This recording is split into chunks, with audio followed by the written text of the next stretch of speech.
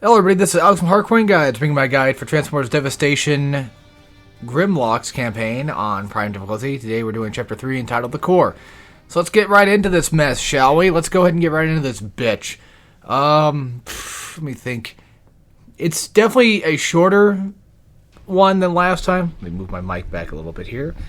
Hope I didn't make too much noise. I probably just did.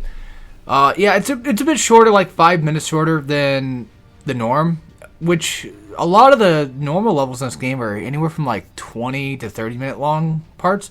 But I actually went through Grimlock at a pretty decent pace. And I think that campaign number 6 that I'm going to do, which for those that are not aware, if you're watching, ahead of time or whatever, that's going to be a campaign where I play everybody and I switch between them. Real quick, I did go back and I did play I've not recorded it yet, but I was playing a bit of Transformers on 360 and what have you. So I was playing that one, and I was doing the campaign via how it's meant to be when you first play it, right? Like that's when they give you the option for Chapter 1, and you're stuck as Optimus Prime, Bumblebee, and Sideswipe through pretty much all of it. But they do have the arc checkpoint thingies that do show up, and we'll be using those to switch between characters. And because we have Wheeljack and Grimlock unlocked for the PS4 version, I'll probably just switch to Wheeljack right after, and if we get another checkpoint, then it'll be Grimlock, and so forth and so forth. So I'll explain more details about that when we get there. Real quick, Thundercracker, I believe that you have to chase him down, or at least do enough damage to get him to start running away. Then you can go chase him into the fight where he wants to get his ass whooped at, because, that's what he likes doing, is getting his ass whooped. So, same thing with him and Motormaster, basically, it's just like it was with Megatron back in the beginning. Motormaster shows up, I think, in Chapter 4 or 5. I think 5 is when he shows up. So, we'll deal with him. It still pisses me off that the characters that combine into Menasor don't really show up in this game, as far as I know, besides Motormaster. And maybe one other one, but as far as I'm aware of, I don't think that any of the Seekers combine into Menasor or whatever, because they're all cars. So I don't know why we don't get to see them. Now, don't get me wrong, I'm one of those guys that's... Here's my take. I'm a simple man, I just want things to work. If you're going to have a game, even if it has like a bunch of characters, if you're going to have a game, the main focus should be on the gameplay element of it, rather than having like a ton of characters to play, if that is your forte. If you're not a fucking Lego game. If you're a Lego game, then why the hell do we not have insert clone character number A here, right?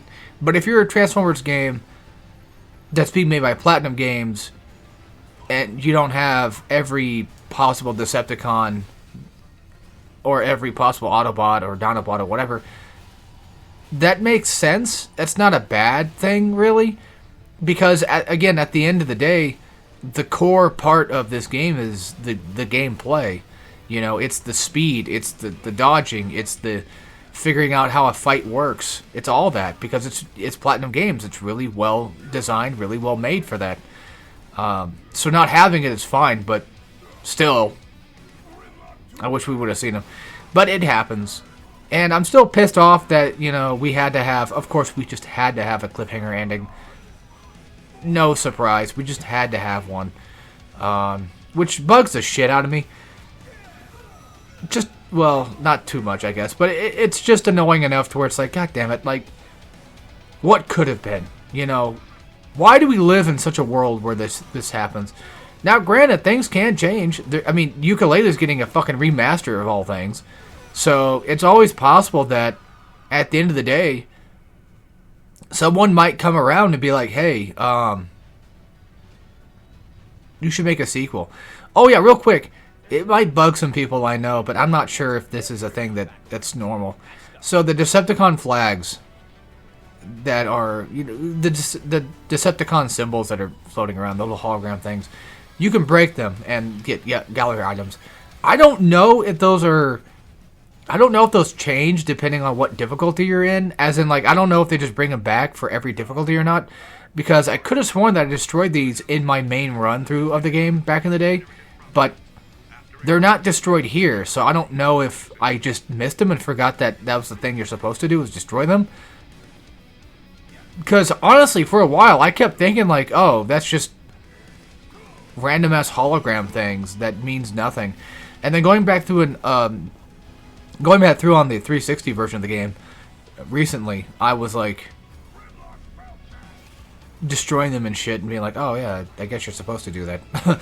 Also, most every guide I've done, I've gone through and I've fought the ground soldier part, but this time I went for the seeker way, and I'm glad I did, because fuck that. But no, really, if you wanted to get SS rank, I think you have to go fight the ground soldier fight on the left side here. But I'm just going to stick with this side because I forgot how much easier it was. I mean, it's a little annoying that the guys will fall off and you have to kind of like jump down here to chase them down. That does get quite annoying, but for the most part, could be worse, you know?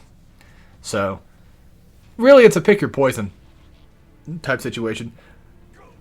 It would have been nice if Grimlock could grab Energon cubes with his mouth. It would have been nice. Well, knowing him, he probably would have bit down and would have blown up his head, but I don't know. I think it would have been cool if he could just do that, you know? I think it would be kind of neat. The thing that really sucks about this part, though, is you have to fight two ways of these guys. That's what kind of makes it more obnoxious. Which, by the way, this is the chapter with the Energon cube I was talking about, I think, in the last chapter. Which had you fighting, like, the multiple ground soldiers, which, yeah, this one... Well, no doubt about it, this one's definitely it. Honestly, at this point, I'm starting to think, like, this part was probably more annoying than I thought it would have been. Just trying to chase him down and trying to even just get a hit on him is really fucking aggravating. It really is. There's at least one more. I was going to say, okay, there's two. Alright. So, the reason why I'm using the sword here is to make things a little bit easier to land a hit on. I understand that the hammer, you know, does a lot more damage, of course. And I understand that to an extent you could argue that, well, the hammer should just be able to hit him anyway, you know, because it's just like the sword, but now it's a hammer. Yeah, I know, but I don't know. It just made more sense at the time to use a sword. It just seemed like it'd be the right thing to do. And then for these, you know, these assholes, this is where the charging triangle move kind of comes in handy. Because it makes it pretty easy just to be able to break every shield at once instead of having to go through one guy at a time. That's why I think Grimlock's Rush Triangle is just an amazing thing for him to have in his kit. I love it. So, alright, mission number 6. We gotta fight 2 ground soldiers, or 3. Damn, at first. Stay the hell away from the Energon. Just do that. Just don't mess with it. You're better off not messing with it. Like, you can do some pretty cool setups to where you can just destroy these guys with it. Sure, but I am never... I mean, if you're more confident than I am, then go right ahead, but I'm never confident with that type of stuff. Then you got these guys spawning in. I want to say that these guys spawn in only when you get up to a certain point in the map, rather than defeating a certain amount of enemies. But it could actually just be that. It could just be like if you kill 2 of these guys, they might spawn, but... Yeah, this part's pretty annoying. Dodge, dodge, hold triangle is what you should be doing here, and I'm not doing that, so that's what I recommend doing. I'm just dodging all willy-nilly. Thank God for the damage dodge ability, because man, that thing's really awesome. And right there, I think I did it. Well, that was a square version of it, but I did do, I think, the triangle one to pretty much knock them all back, I think. Because that triangle, that hold triangle dodge move is really nice. Dodge, hold triangle, my bad. Is really nice because it will knock them away. And these guys just, as you can tell, they get really irritating with just how constant they are, just up in your face all the time. It's really annoying. And even though I took, you know, a massive ton of damage there, you can still get an S rank, which is insane that the way the game's built with those double S ranks. For those that are not sure about how to do double S ranks, you pretty much have to get points. You pretty much have to build up, like, different stuff together. Say, for instance, like a bunch of vehicle attacks. That's usually the go-to, is just do vehicle attack stuff. Vehicle attacks, drive rushes, that kind of thing. You have to just build up points. Time and damage does not really matter as much. It does help if you do it. If you do no damage, that's great. But you won't guarantee a double S rank because of just that alone. It's not Metal Gear Rising, unfortunately. Alright, real quick. Starscream makes me want to scream because of how fucking irritating he is to fight sometimes.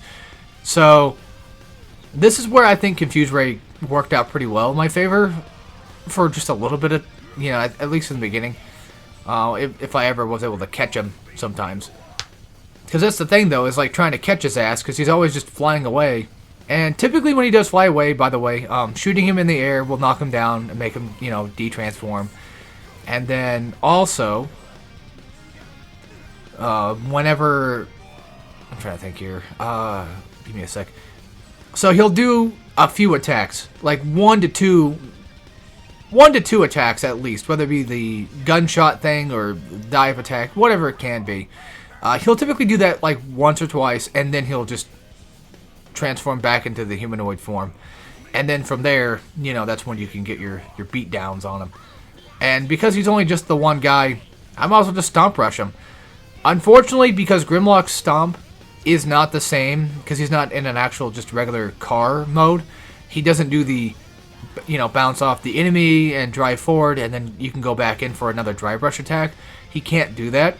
However, it's still nice to do it, and I think it probably does more damage for a stomp than anybody else does, I think. Because it's Grimlock. I want to say he's got more damage than everybody else, but... Because, you know, he's slow and heavy. That's kind of the concept behind him. So you would think that most likely he would be able to do that, but... Yeah, it's kind of hard to say. Ooh, man. Oh, yeah, it's kind of a funny shot there. Also, there is also another advantage of playing Grimlock. He's just the cutest of the main characters, so that also helps out. He's really adorable. I love him. This part, funny enough, because, you know, it's Grimlock, you can't really do that. You cannot shoot behind you like you can with everybody else. So, this is one of those unfortunate parts where, yeah, you can only fire in the front, but Grimlock is so fucking huge anyway that I don't think it's going to matter shooting in the front at all, realistically speaking. And I kind of forgot at one point in time that there were pits, but that might have been a different run through. That might have been Wheeljack I probably did that on, I don't know.